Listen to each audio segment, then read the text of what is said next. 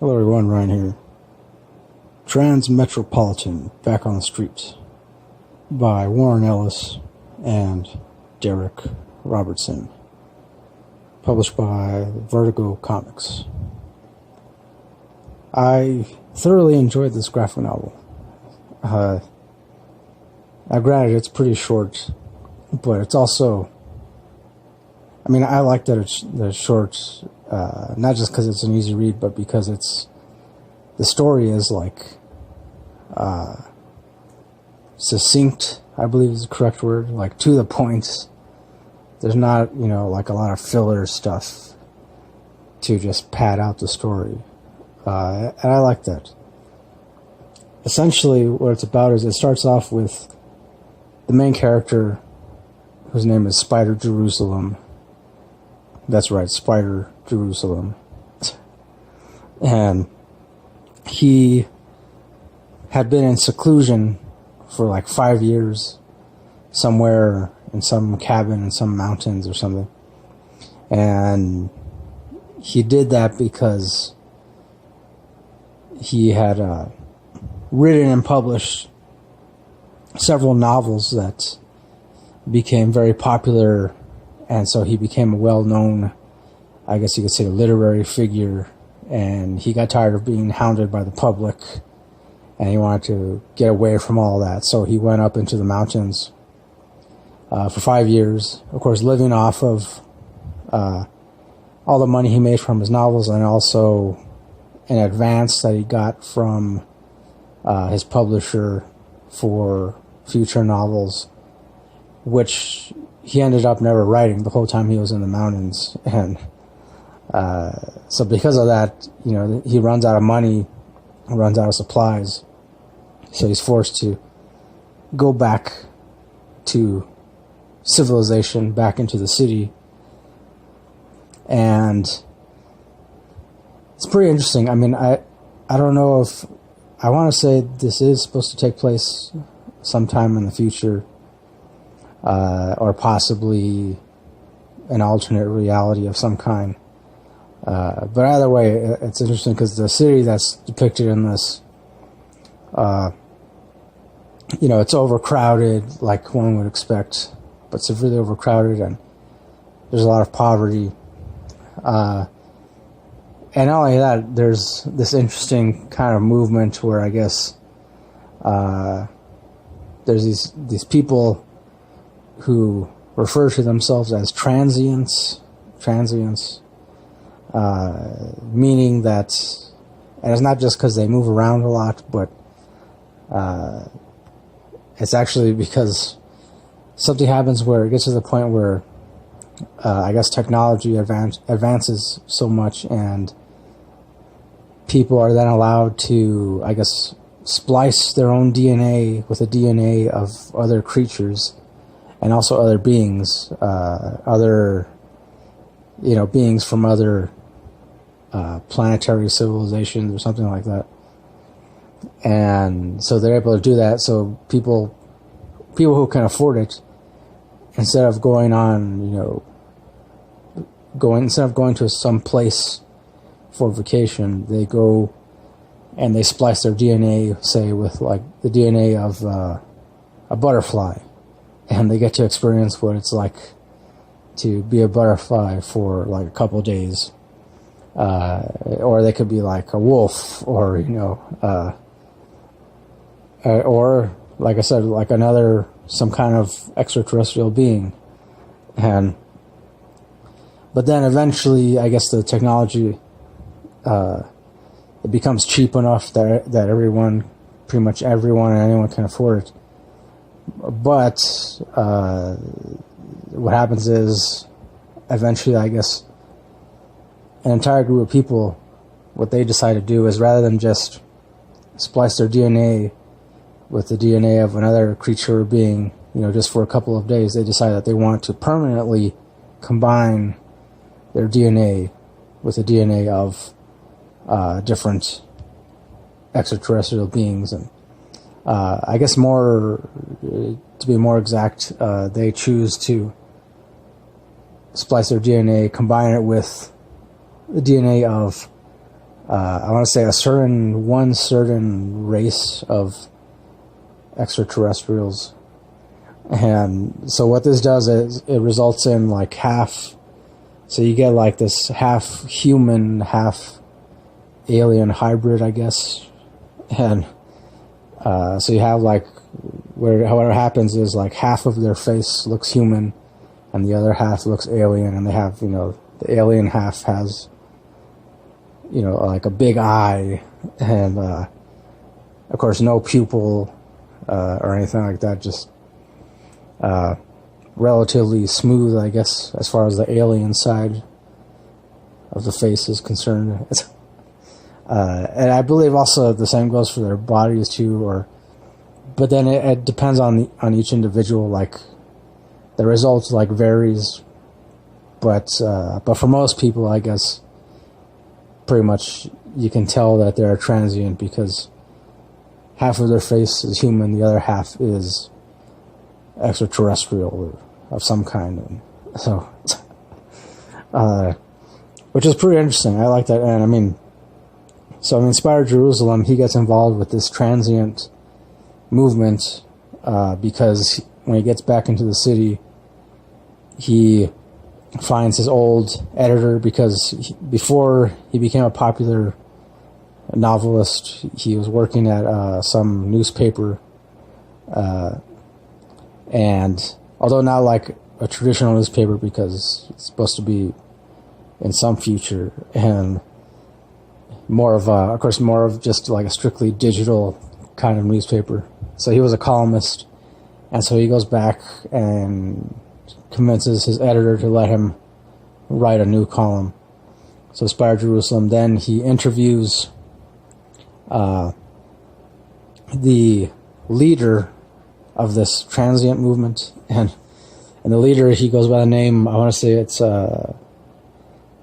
Fred Christ, I believe. Yeah, I'm pretty sure Fred Christ. As Fred or Frank? I think Fred.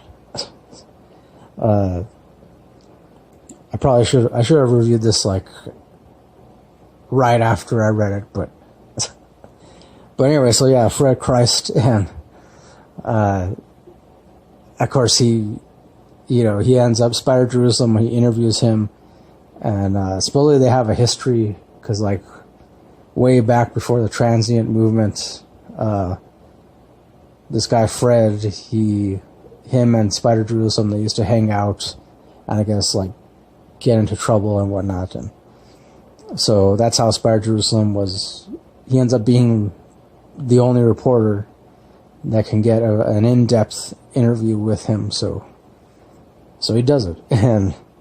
But then quickly Spider Jerusalem, he realizes that this Fred Christ, of course he's no messiah, or he's no big important all-knowing leader like he makes himself out to be.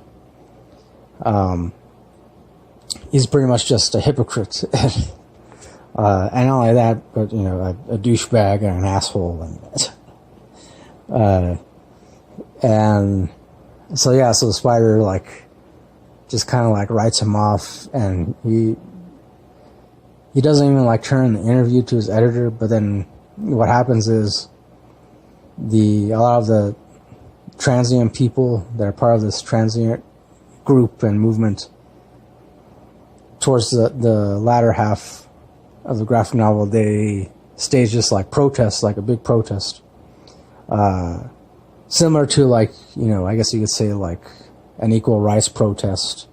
In fact, that's what they're fighting for, like because of the fact that these people chose to splice their DNA with that of the DNA of an extraterrestrial, and because of that, they're shunned, and I guess most of society kind of like, they don't take pity on them. They don't even like, I guess for most people, like most human beings, they don't understand why these people chose to do this to themselves, and so they consider them to be like pretty much less than human, and not normal, and so I mean which is similar to actual events that have occurred throughout history, which I found very interesting because there's a lot of parallels that one could easily draw and see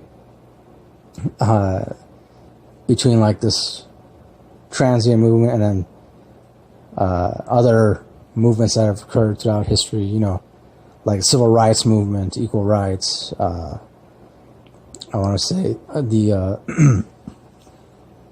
movement that was started by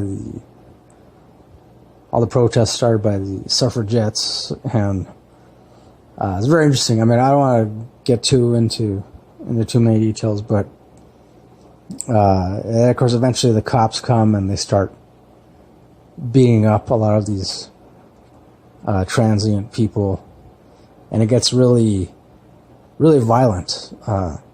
That's another thing in this, like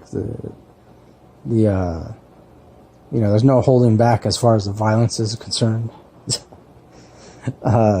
it was very interesting because I mean, for me, like, I didn't know what to expect from this. I didn't expect that I was going to like it. I just gave it a shot and checked it out from my local library, and I ended up really liking it. I like the main character, Spider Jerusalem. He reminds me of another well-known reporter, also a writer. I want to say Hunter S. Thompson. Yeah, Hunter S. Thompson. I don't know how many people are familiar with him, with Hunter S. Thompson, but that's who this character reminds me of a lot. So, yeah, I don't know if you're familiar with Hunter S. Thompson. You probably have some kind of understanding of what this character is about, and except that he's not all about like just experimenting with different drugs or just wandering around, or like he essentially, I guess he's not like so concerned with drugs and alcohol and all that.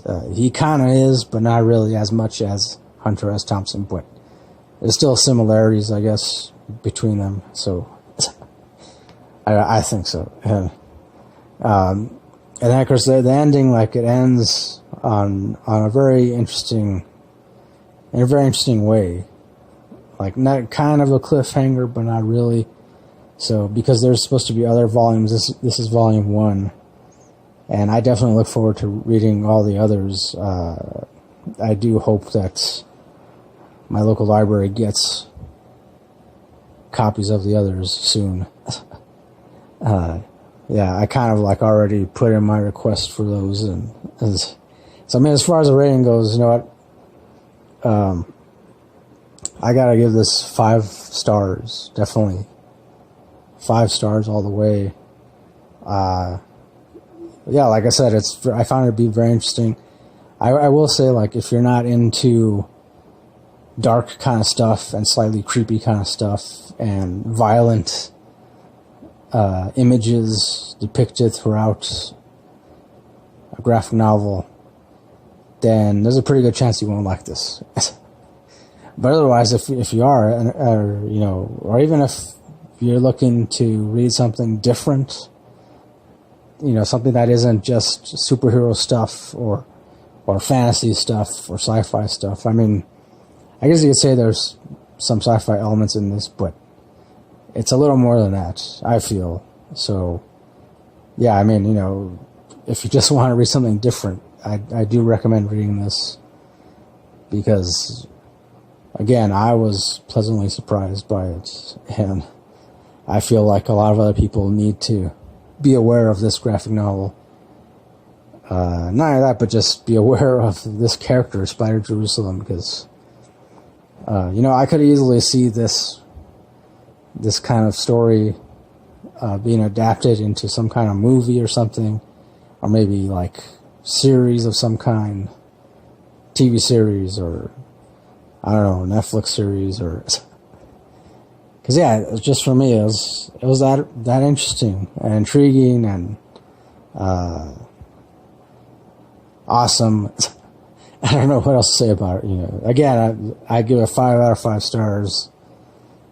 I definitely highly recommend it to everyone, unless you're easily offended by certain things. So, yeah, that'll do it for my review of Transmetropolitan back on the streets. Thanks for watching this. Thanks for listening. As always, till next time, don't forget, keep it real, keep on rocking, and peace.